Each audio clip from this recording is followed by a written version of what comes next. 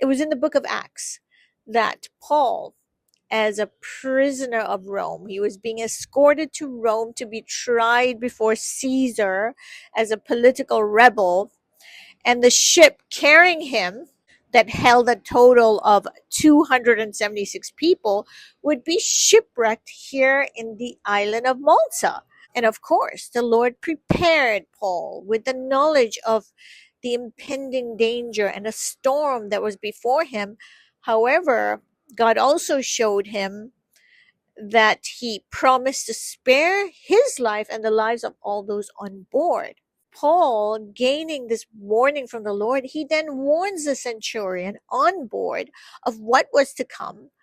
But the Roman centurion was more persuaded by the helmsman and the owner of the ship, and he did not take heed of this warning that the Apostle Paul gave him. True to his word, the ship ran into an extremely violent storm. It was called Euroclydon.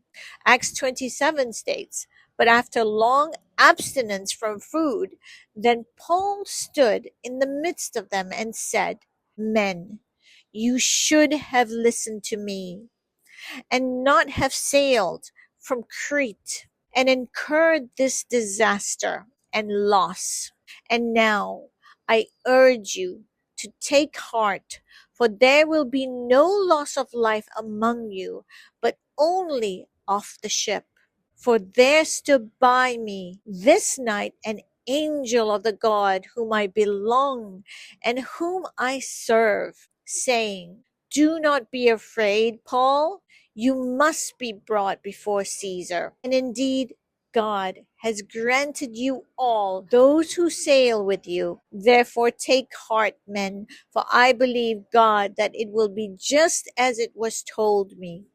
However, we must run aground on a certain island. That island was Malta, and the ship was wrecked off the coast of Malta. Paul and his shipmates swam ashore, where they were met by the kindness of the local inhabitants.